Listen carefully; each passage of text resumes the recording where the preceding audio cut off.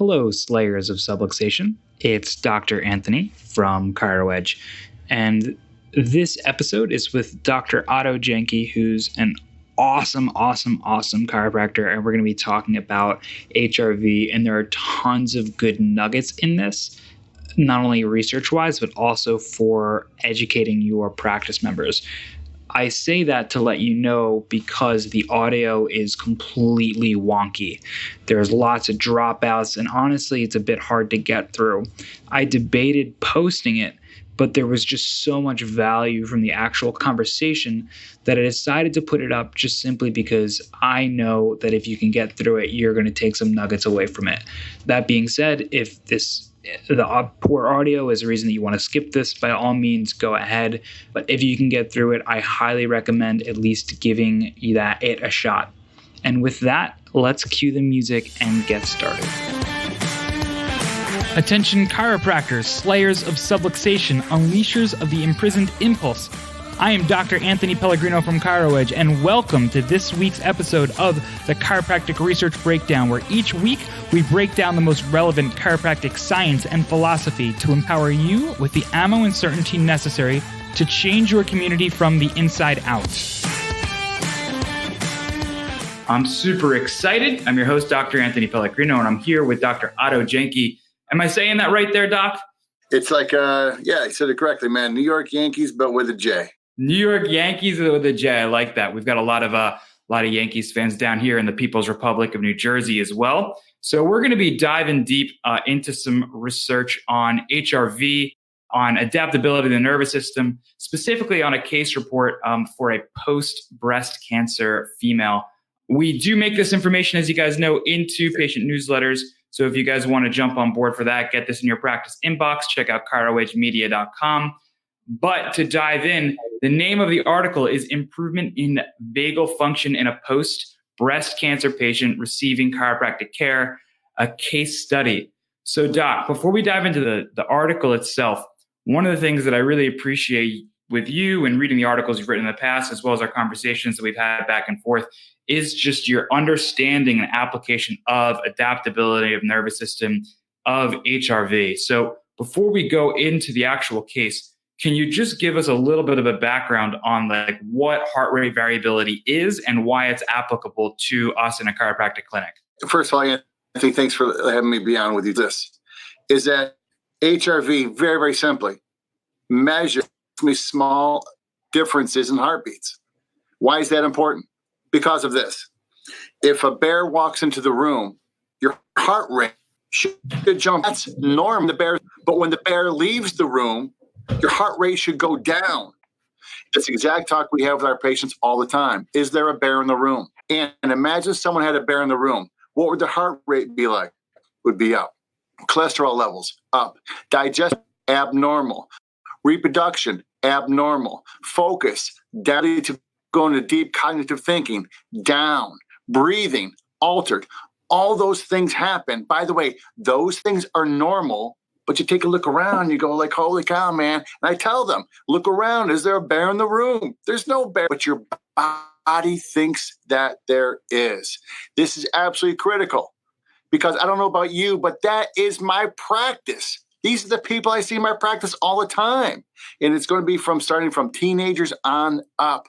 We're seeing heart rate variability, this perception of a perception that they're in danger, perception that there's a event going on. They perceive this, and their altered physiology shows this.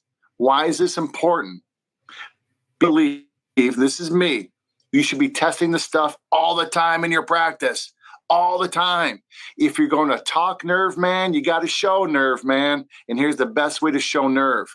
And by the way, we're going to show this all the time, is that we know that chiropractic adjustments, when you detect and correct the subluxation, when you are adjusting someone, I will show you. How many articles do you want me to show you? It is a great time to be a chiropractor, is it not? Absolutely. Yeah. By the way, if you are looking for the research specifically in chiropractic, I would tell you that the 15, 20 to me, none of them are from chiropractic journals. But if you can improve the nervous system, that you have an opportunity to only help someone get through cancer, which my case study showed them that they're able to live something brand new we never even thought about this before. That now they did what they had to do to stay alive, but now we're helping them to live. How do you do that? You get the vagus nerve rocking, man. You can't do it by medications. Pharmacology wants to do that, and it fails dramatically. How can we have something that doesn't have positive effects? It's the adjustment. This is just what the science shows. This is what it shows. We can do this very well.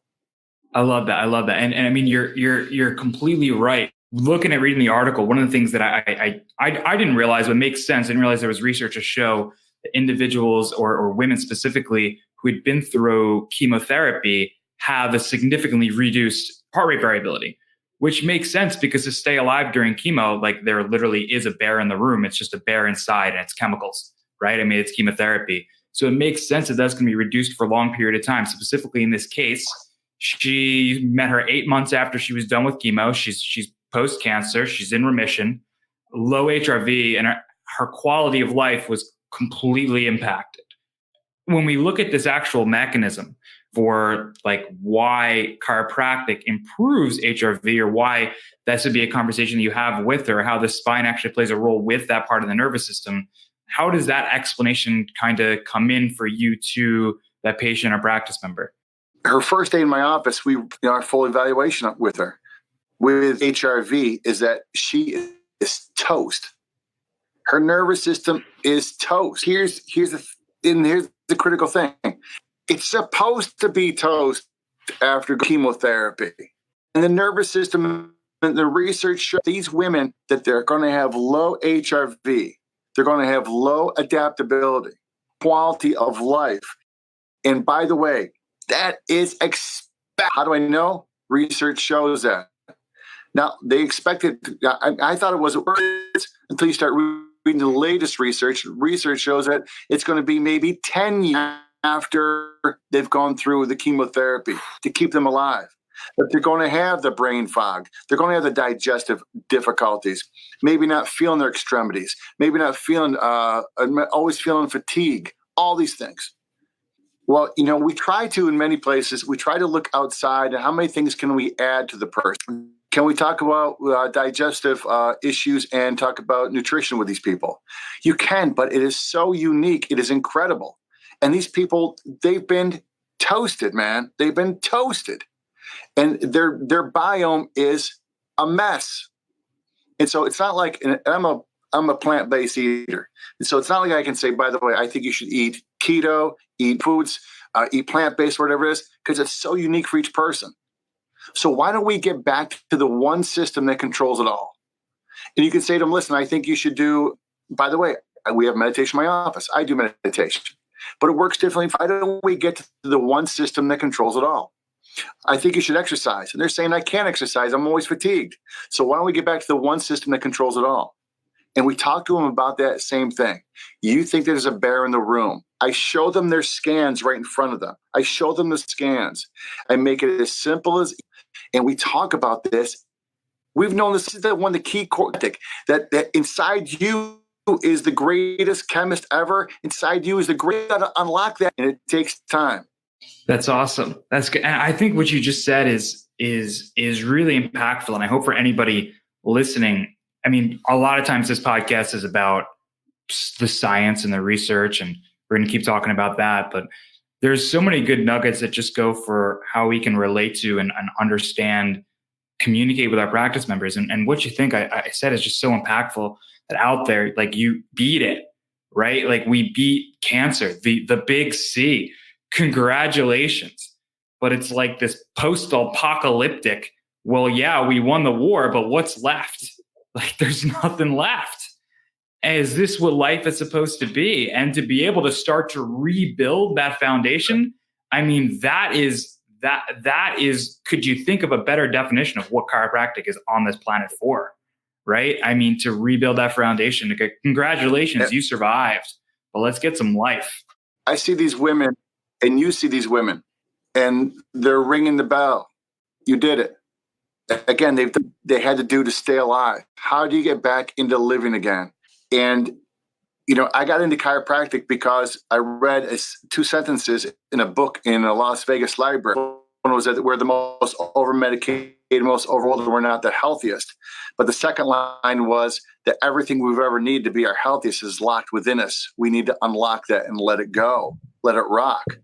If we start to teach the nervous system, allow it to unlock, unleash, we have an opportunity to help these people. Now, Anthony, let's take it one step farther. Why do we have to wait for people to have cancer to be in our office calling me? And I have more people call me and saying, what are you doing here? How are you doing this? That's awesome. And I like, and I think like looking at it, the fact that everything we have within us, it's not even, I mean, it's a chiropractic principle, but it's not like we're the only ones that think that. And this is something I like to talk about with people. Like, yes, there's people in other professions. Like there's good and bad in every profession, right? My wife's an RN, and we always have this conversation that's like, the medical community comes so much under fire in chiropractic. And it's like on day one of anatomy and physiology, one of the things that they learn is that we're greater than the sum of our parts. That's not just a chiropractic thing. And it's like, if we can understand this, what we're referencing now is their research, not our research. They believe what we believe. They know what we believe. The medical profession has gone from doing very invasive vagal nerve stimulators to now like transcutaneous, because they want to be less invasive, because they want to activate that vagus nerve, and they believe what we believe. And if we understand how the body actually works, we can say, hey, listen, we're on the same page. You just may not have looked at it in this light, but we're going for the same thing here. Yes. For some people, they got like, hey, we understand chiropractic impacts the nervous system. We understand we're measuring these HRV changes. How, and just for people who are missing this connection here, missing this bridge, how does adjusting the spine influence the nervous system such that HRV, like how does the spine actually go, and by correcting subluxation, how is that affecting and changing the HRV? So the truth answer is, I don't know the whole story. What I've seen is that we affect the prefrontal cortex.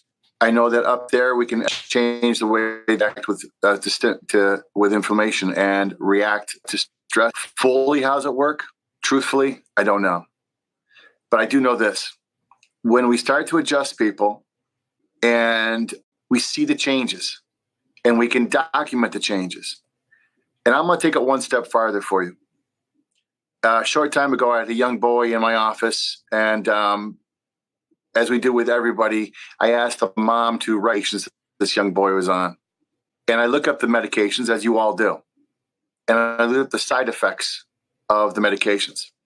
One of the medications said, and it said in WebMD, this is I looked up two other places, it said that we do not know how this medication works. We do not know how the medication works, but we know it has these effects upon someone. I slammed it shut. I slammed the paper closed right away, Anthony. And I said, why is it in chiropractic we have to understand the interneural connection when pharmacology is pushing this stuff left and right, and they have no idea how it works all the time? So my truth is, I don't know how it works. I don't know how I dash in sub 9 seconds, but I know we measure them in awards for that. And it's about time we started doing the same thing in chiropractic and helping people. That's funny. Yeah, I've read, it's funny, maybe Dan Murphy, I would say Chris Kent probably knows. And Heidi Havock's up there too. I really enjoy Chris Kent's model, the 4-dimensional model of subluxation and disaffrontation, and how that aberrant bombardment of proprioceptive information, it reminds me of his description of how the frontal cortex is being bombarded by the spine. There's a movie, the new Man of Steel, Superman, not the Batman versus Superman. I like to talk about heroes in comics whenever I can. There's this scene in this movie, in Superman, Man of Steel, where the new one, not the old one, where General Zod or whatever his name is, takes his helmet off, and this helmet has been blocking all of the inputs on Earth that he's not used to. It's been blocking all of these brainwaves, all of these sounds, everything like that, so he can focus on one thing. and he gets completely bombarded by all the stimuli that are on Earth, the sounds of the birds, because he can't filter it out properly. And he shuts down. He goes on the ground. He can't survive. He can't figure it out. And it's like when subluxation is present, I believe that is basically what's happening in the brain, that it can't properly filter. It's being bombarded with information because the body's like, hey, I'm in the wrong place. I'm in the wrong place. Proprioception, nociception. What are we going to do? What are we going to do about it? What are we going to do about it? And the brain's like, hold up, this is exhausting. I don't want to do this anymore. And I believe in the easiest way of thinking about it, that scene is actually written by a chiropractor. That's what I believe. Well, I want to thank you so much for taking the time to be with me and breaking down this case and breaking down HRV, and not only in the science, which I had a lot of fun talking about that with you, and the adaptability, but I definitely took a lot away for just patient communication and being able to take this and break this down and make it digestible and making sure that there's no bear in the room. I want to thank you so much, Dr. Otto, for taking the time to share with us today. I know everybody's gonna get a lot of value from what we brought today. Thanks again, if you guys were listening, for getting on with another episode of the Chiropractic Research Breakdown.